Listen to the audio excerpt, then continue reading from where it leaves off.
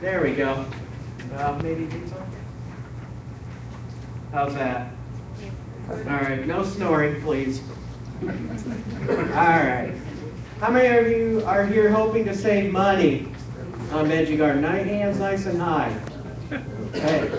There's a new book out in paperback called The $64 Tomato. I suggest you read this. No, I did not write that one, but I did see that and I thought, by the time you buy some of these things and by the time you fertilize it and grow it and spray it and everything else, that tomato may be $64. And of course, a little tongue-in-cheek, but I always tell people don't do this necessarily to save money. Do it because you're picking your vegetables, your produce at the height of their perfection and you know what went into it. And also, there's no tomato that you can buy in a grocery store that tastes like one that you grow. So that's why you do it. If you save money, that's a bonus at the end of the day, okay? So just keep that in mind. So just to get you kind of to go, ooh. Ooh, ah. Your experience may not look like this one, but hopefully yours will. But just to get you a little stimulated as to what can be done in Florida. You know, a lot of people come here who tried veggie gardening early on when they moved here from another state and failed miserably at it. Okay, I'm originally from Wisconsin, if you couldn't tell by my accent. Wisconsin, you know, we honk the A there. Minnesota, oh, A. Oh, go Fargo. Go Baptist. Oh, yeah. That's So North what you know. Dakota. It's Oh, North no, that's my Dakota. Canadian. Never mind. Fargo's North Dakota. So, the point I'm trying to make here is, where I grew up, we used to plant our veggie gardening on Memorial Day weekend. Who remembers those days? And we put it in. I remember sometimes having a hat on and gloves and a jacket, and it would be bitterly cold. And we hoped and prayed we didn't get a frost in June. Who remembers those fun days? Okay. So you come down here from wherever, and you plant your veggie garden on Memorial Day weekend. Now you're laughing because you've done this. But who cried originally? Yeah. Because people come into the office here in June and say, my tomatoes are dying. Guess what? That's normal for us to have tomatoes dying in June. Why is that? Too hot. Too hot, and what's the other fly in that ointment? Too wet. So a lot of our veggies don't make it through the heat and the humidity of summertime. But we a lot of times translate what we did further north down here, and it won't work. So timing is completely different than what you're used to in most cases. All right, so if you're going to get into this, who has a veggie garden yet? Only a handful. Okay, so I'll go quickly. You want water, obviously. You want full sunshine. The books say greater than 5 or 6 hours. I say that's at the low end. Think about when we're veggie gardening here. Fall through into spring. Are the days getting longer or shorter right now? Shorter. Shorter. What is December like? Very short. The sun angle is very steep. The quality of light is a lot poorer. It's less intense. So you want 8 hours or more at a minimum, especially in the winter months, which can be difficult when you have a lot of shade or shadows cast by various plants, homes, etc. Don't put your veggie garden near the tree. You're going to have a lot of roots to contend with. Well-drained soil, is that a problem for anybody?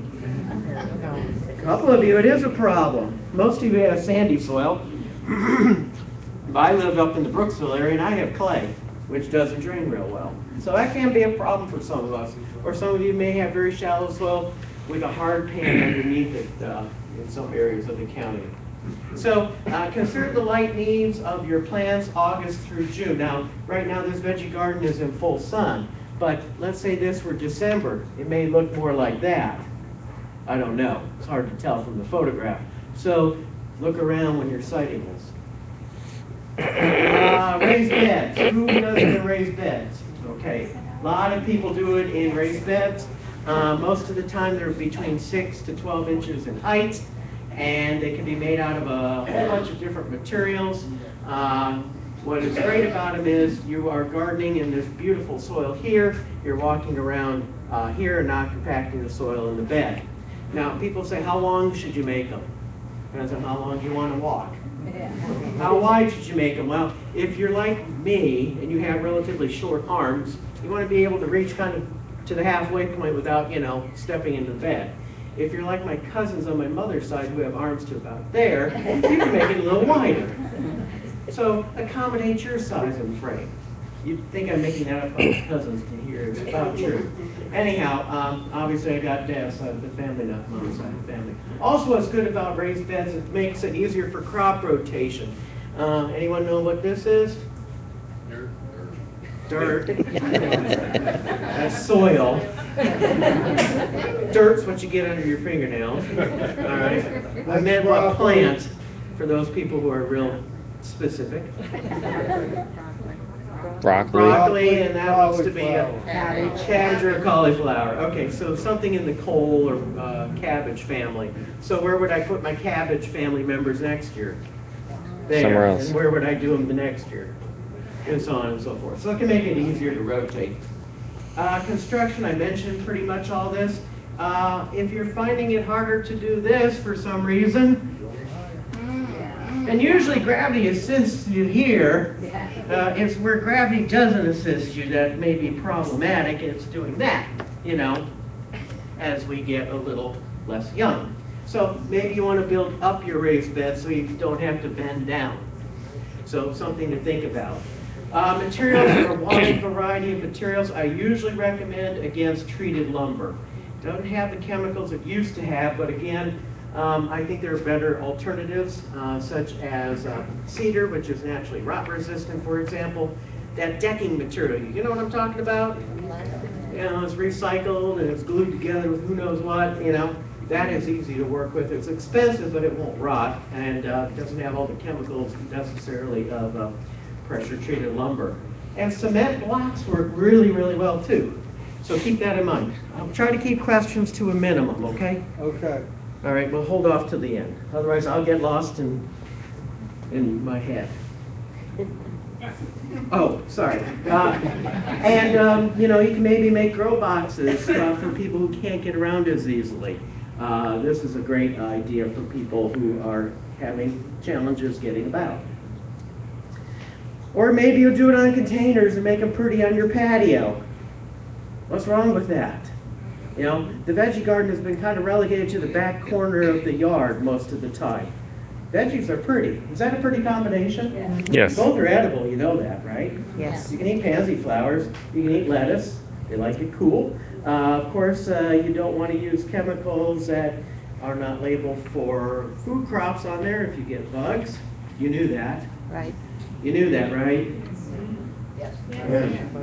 All right, we'll get back to that a little bit later, apparently. All right, but again, veggies can be grown on patios and containers. A lot of people prefer containers because the soil here is pretty crummy. We have a lot of insects in the soil, such as nematodes, which I won't go into great detail here, but they feed on plant roots and cause problems. In containers, you have kind of the best of all the worlds. You could do them as a container plant, like pineapple, for those people in cold areas. Who's in a cold pocket somewhere? Oh, there's got to be a few of you in this room. I know, we get frost occasionally. We get frost occasionally, right? We get frost occasionally. You did not move far enough south to get away from frost.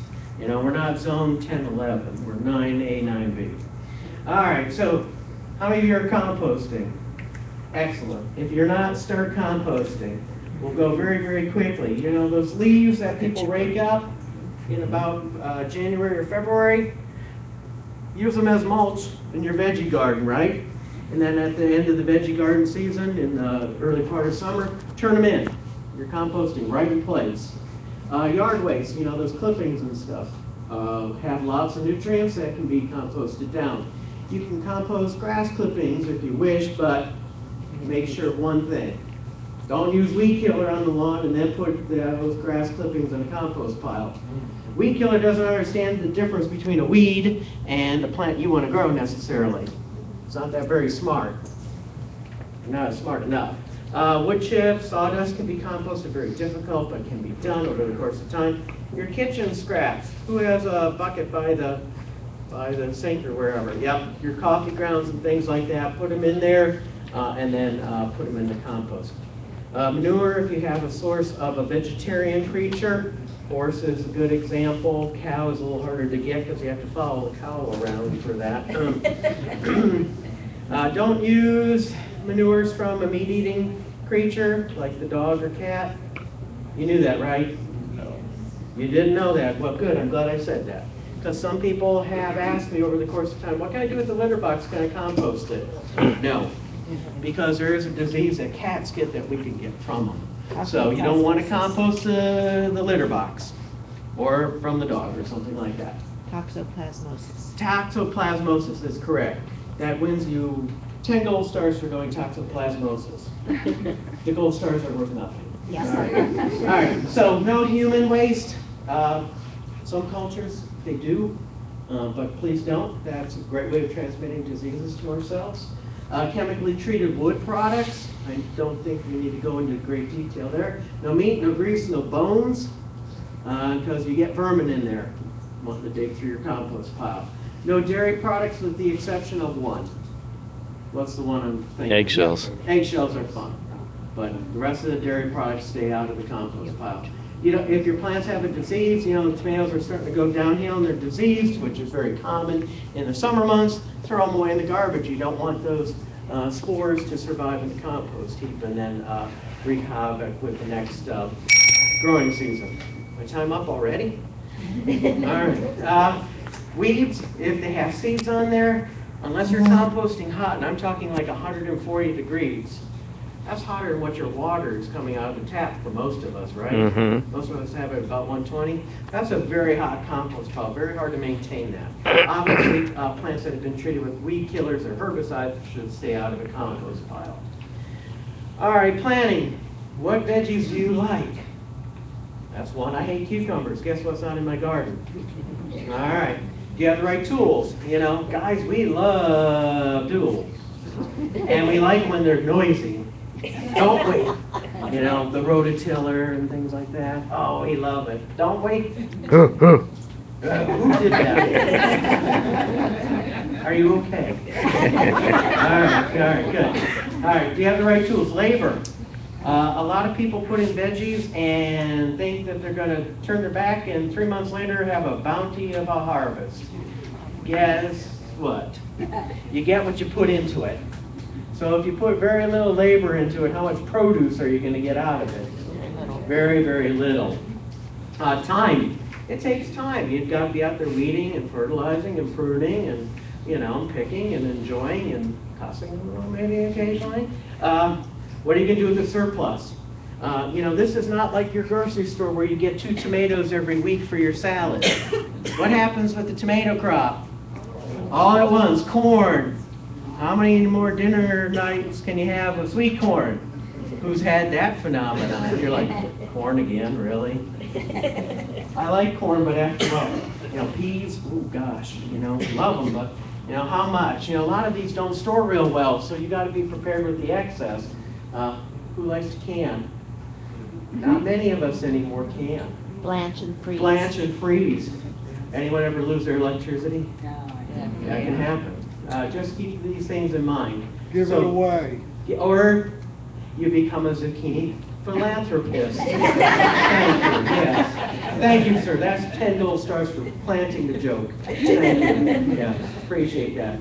But this is what happens. All those zucchinis come all at once. Funny story I'll tell about my mother. I like to talk about my parents. They're not here to defend themselves, so that helps. But my mother, several years ago when I was a college student, she served something at dinner, you know, applesauce with whatever it was, and she said, "How do you like the applesauce?" I'm like, "It's fine, Mom." She's like, "No, what do you think about it?" I'm like, "It's good." "No, what do you really think about it?" It's like, "All right, what's the rub here?" She said, "That's not applesauce." What is it? She made zucchini mock applesauce. It tastes, don't ew, ooh. When you were a kid, your parents said you got to try it before you go ew. Who remembers those days? Yeah. And it tasted exactly like applesauce. She spiced it up and cooked it, and you could not tell the difference. What a great way of using up all those zucchini. I don't have the recipe today, I'm sorry. All right, so the Florida Veggie Gardening Guide, that is your new little Bible of sorts for veggie gardening here in Florida because, as I mentioned earlier today, the timing is completely different than other parts of the planet. So you want to start with that for timing and all that good stuff. Draw out your garden on a piece of paper. That helps conceptualize and get it to scale and may help maximize your space. Other ways to maximize space are to make wide rows. I'm not a big fan of that, but it can be done. Grow things up. Again, I prefer things that are small in size, peas, pole beans. Cucumbers do real well. They're nice and long and straight that way. But I don't like real heavy fruited things like a pumpkin.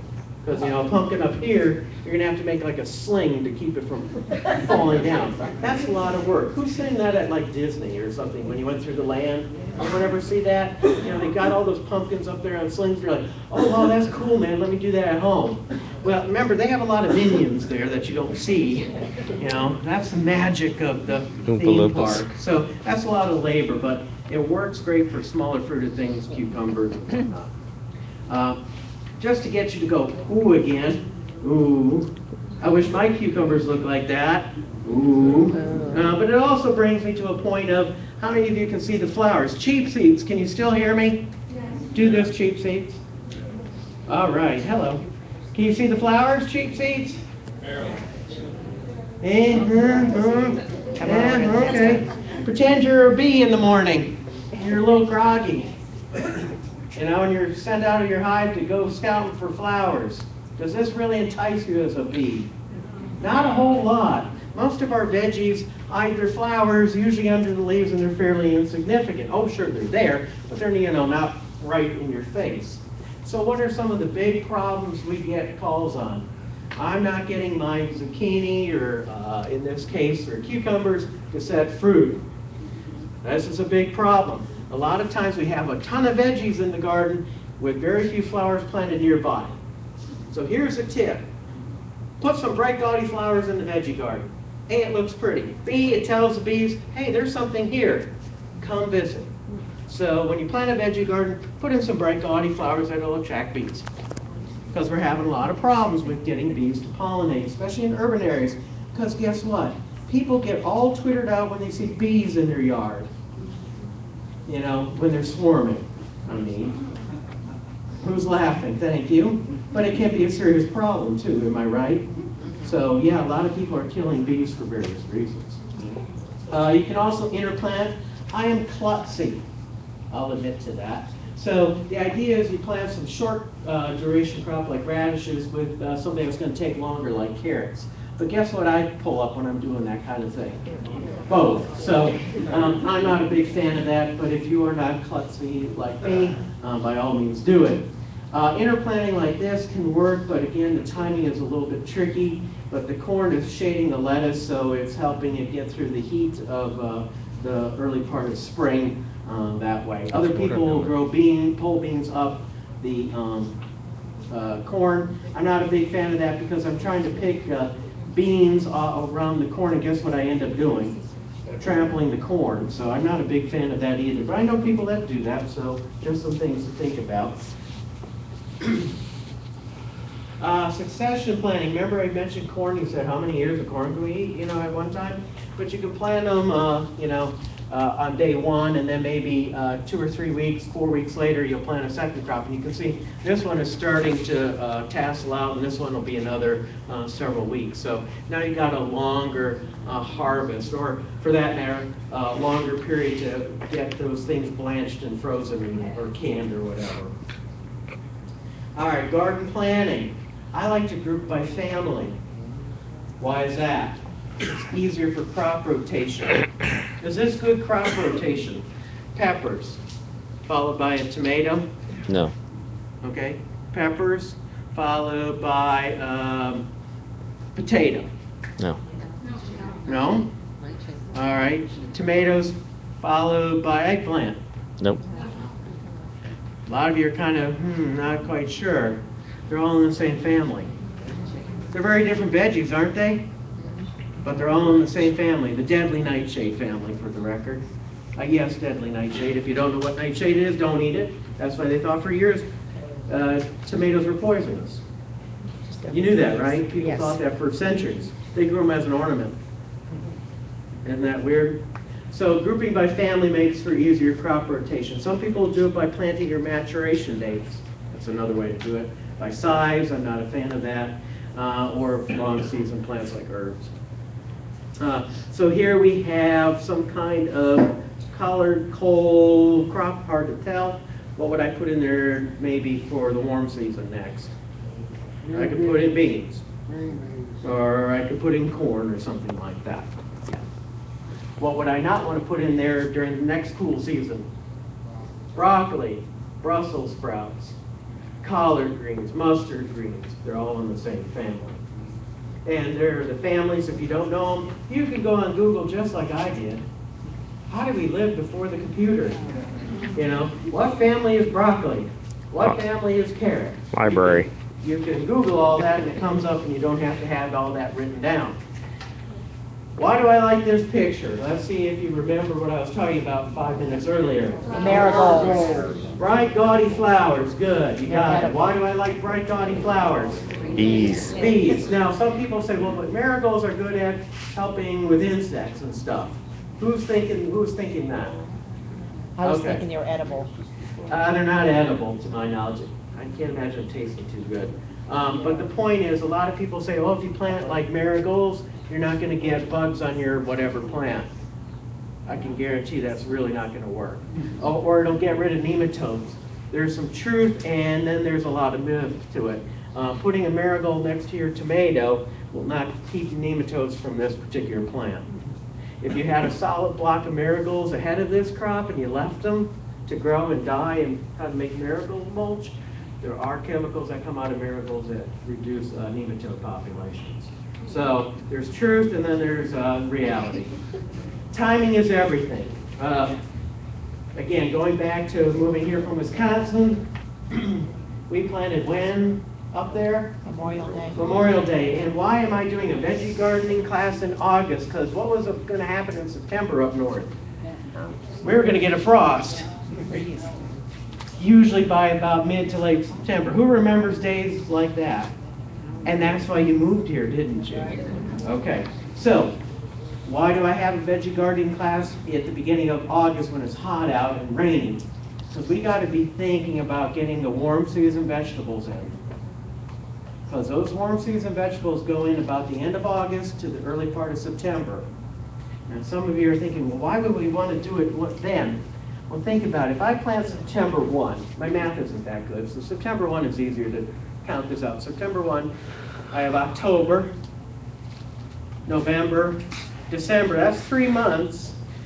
And what usually happens sometimes between Thanksgiving and Christmas, especially in the colder areas of Pasco, and there's a few Hernando folks here too today.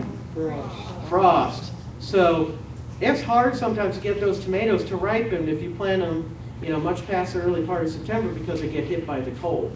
Or for that matter, a lot of these warm season vegetables really don't like it much below about 40. Kind of like we don't. Anyone else kind of that way? It's 40, you're like, ugh, winter. None of you? All right. So, what happens is most people plant their warm season vegetables too late in the fall. They'll put them in when it starts cooling down in about sometime in October. What's going to happen to those warm season veggies then?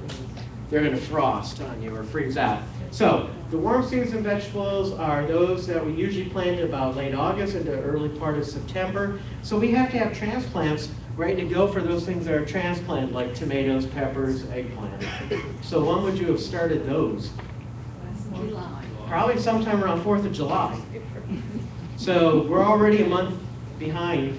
So you'll probably end up having to buy some of those transplants or start them, and hopefully you can get them in the garden in about 5 weeks from today.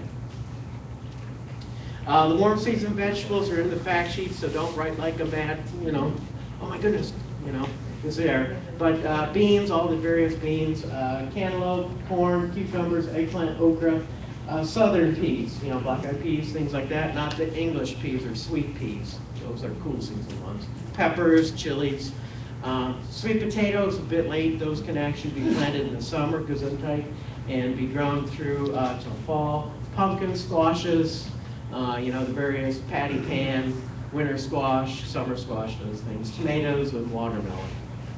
So those are all warm season. They do not tolerate the frost. They'll all pretty much freeze out on you with the first frost, unless you protect them. Cool season, we're way ahead of the game for cool season, but this is to get you kind of to think about this. We're going to put cool season things in about Halloween. That's usually when we start seeing the daytime temperatures only getting into the 80s, only. And the nights are somewhere in the middle 60s, Wow. We get a cold front at that point, right? So those things get planted in late October, around Halloween. So you're going to have an overlap, or you need to have space in your garden for the warm season and cool season in the winter months, because part of that will kind of go together for a while. And there are a lot more cool season vegetables than there are warm season vegetables. Again, these are all written down in your fact sheet.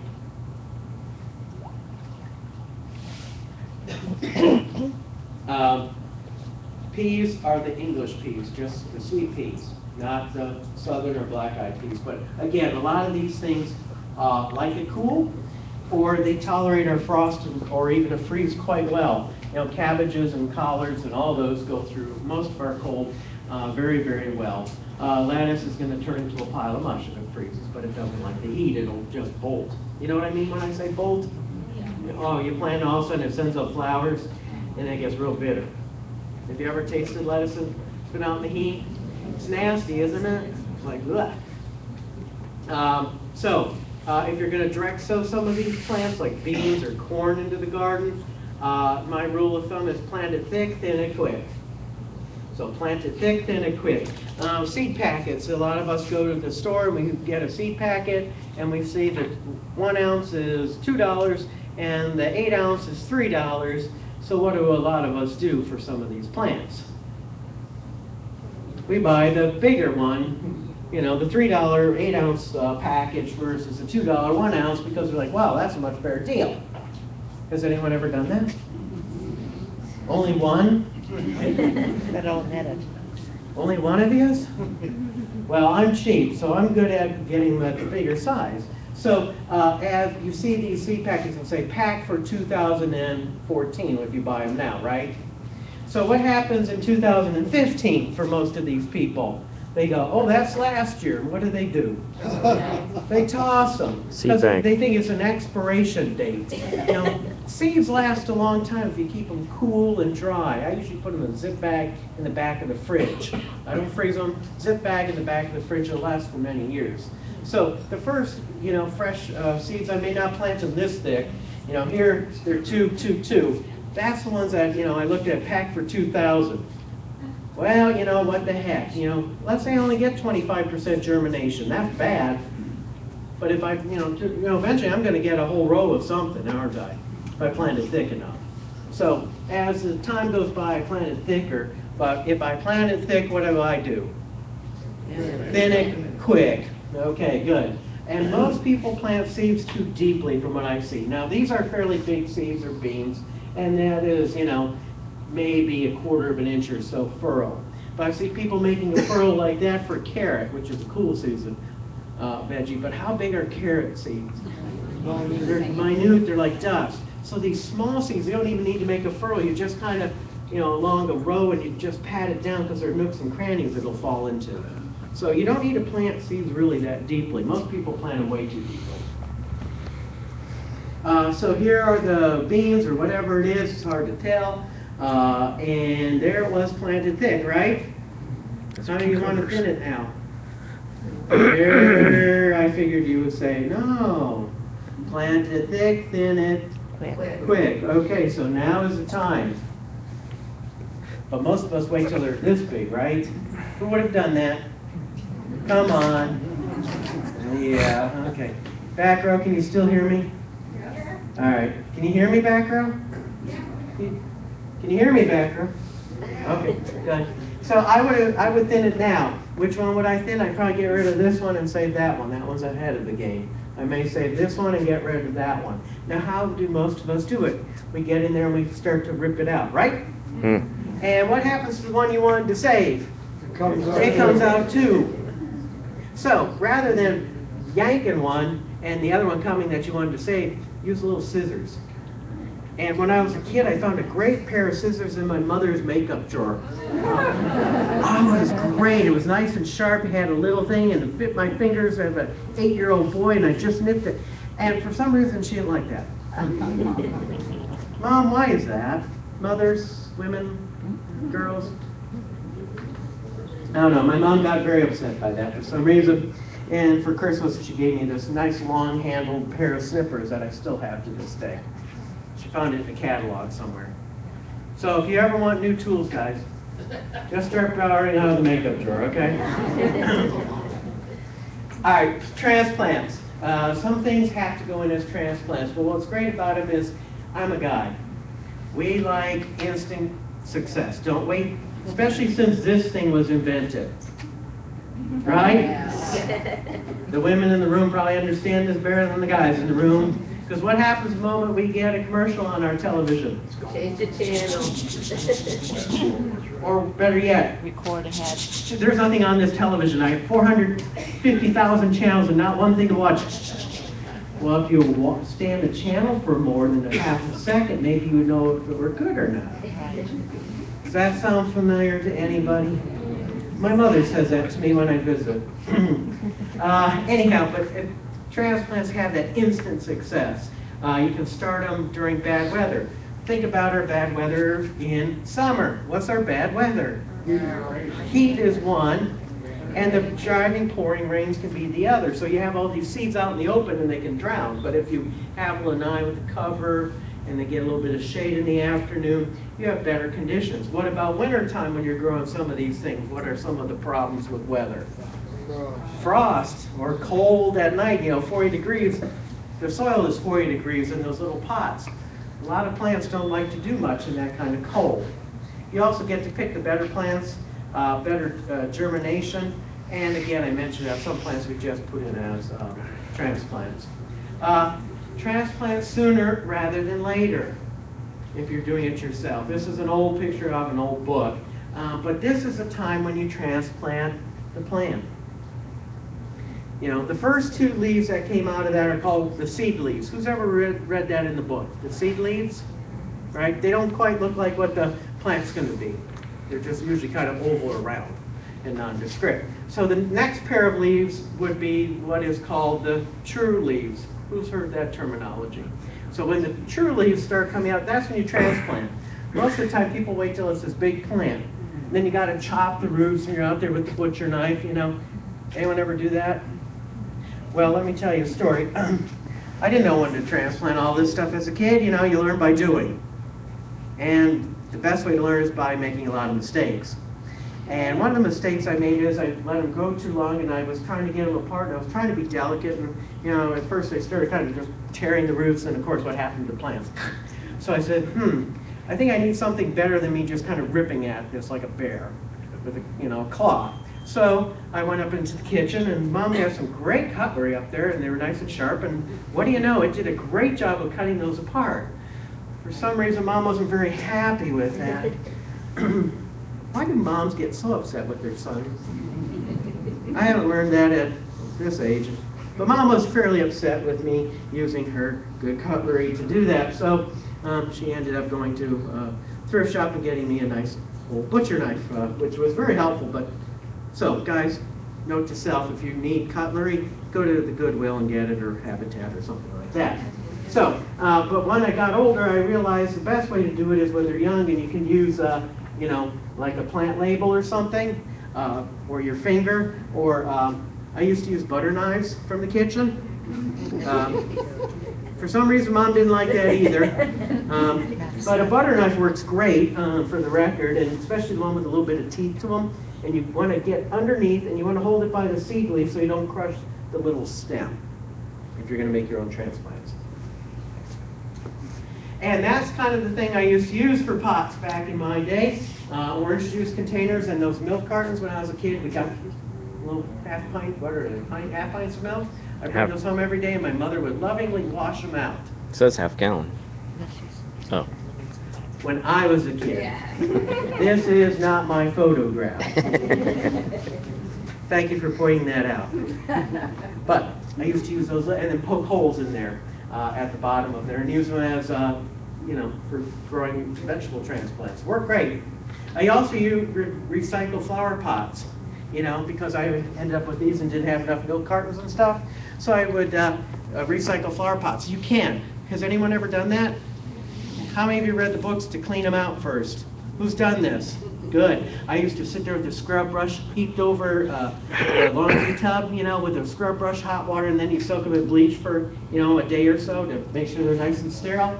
And boy, oh boy, that's a lot of work. Humped over that, thing as a kid that you could barely get into. So I had a much better idea trying to clean out my flower pots when my parents were gone and left at home. And I thought, gee, rather than doing this by hand, we have something called a dishwasher. What? It's a great idea, isn't it, guys? It's a great idea. You look like a guy that might do that.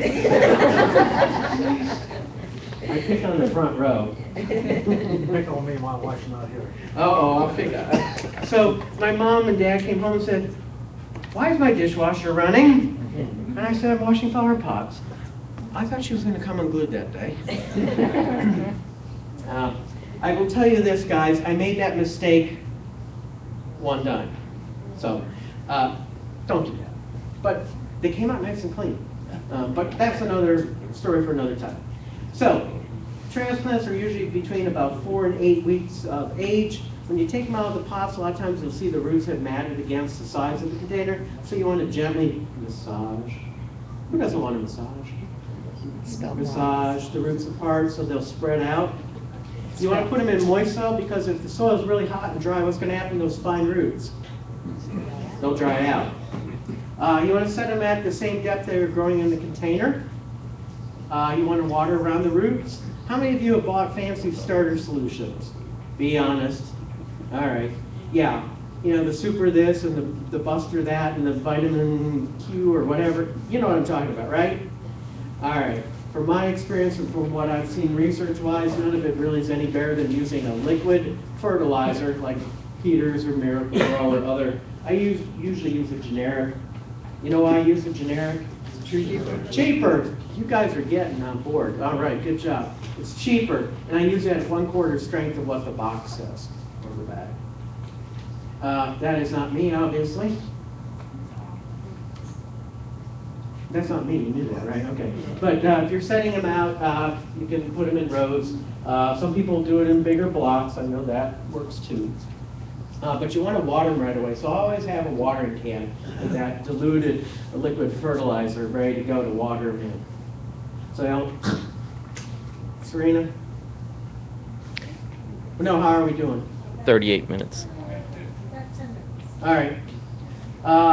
Watering your garden. If you don't have some kind of watering system to it, whether it's a hose, you put in a micro irrigation system, watering cans and rain barrels, you're going to get no produce. All right, pretty straightforward, isn't that? They need to be watered. Hand watering is fine. Overhead sprinklers. What are some of the problems with overhead sprinklers? Mold. Okay, who said mold? We'll say diseases. It has a bigger, broad category because some are bacterial and not mold. But okay, diseases. Why did you say diseases? I just noticed, that when they get wet just before the sun goes down, the problems begin. Yeah, the longer you have the wet foliage, the chances of disease incidences go up. Now, if you water as the sun's going down, those leaves are going to be wet all night into the next day. Now, somebody will say, well, what about rain? Well, you can't control Mother Nature, can you? But you can control what time of day you water. And if you use overhead sprinklers, do it earlier in the morning as the sun's going up. Now, if it's a high volume system, i.e. a hose attached to a sprinkler, doing that or whatever, those are restricted to the water restrictions of your area. What is our typical water restrictions here in Pasco? Every other day or something. Once a week if you're on potable water through the county. okay? If you have a well, it's the same thing. So they're restricted, so that may not be frequently enough, especially when you're first putting in plants. Rather than overhead, some people will put in drip systems. Who's ever dealt with drip? Anybody? Yay, nay? Okay. How do you like them? Yay or nay? Yeah, I heard nay. Who? Any yays? A couple of yays. I'm kind of more on the nay, only because most of these drip tubing have holes every 6 or 8 inches, and if you don't put the plants right there in sandier soils, you're not wetting up a big area of soil.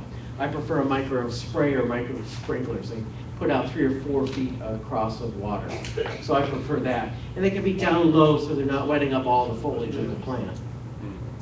So here would be, you know, some hose-like thing. Here's a drip tubing, and it may be every, you know, if you're transplanting, you can put it where the hole is, but when you're seeding, you may have seeds here, but the hole may be over here, and then those seeds don't get any water.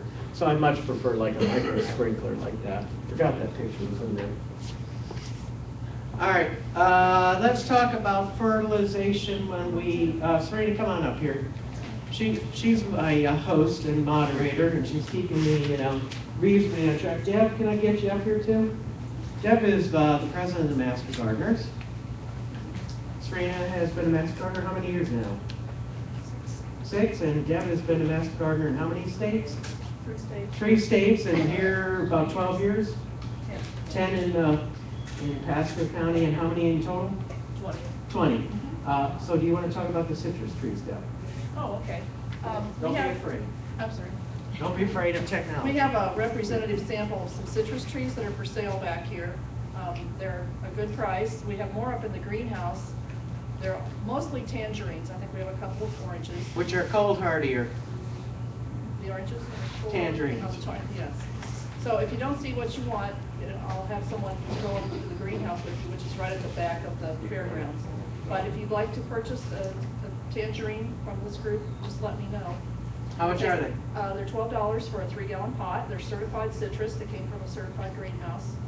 And some are bearing already. You'll find some small fruit on them. So just let me know. We take cash or checks. And I can't tell you offhand what varieties they are, but there's 3 or 4 different tangerines. Anything else? I thought we'd take a 10-minute break so you can stretch. Restrooms are out that way. That's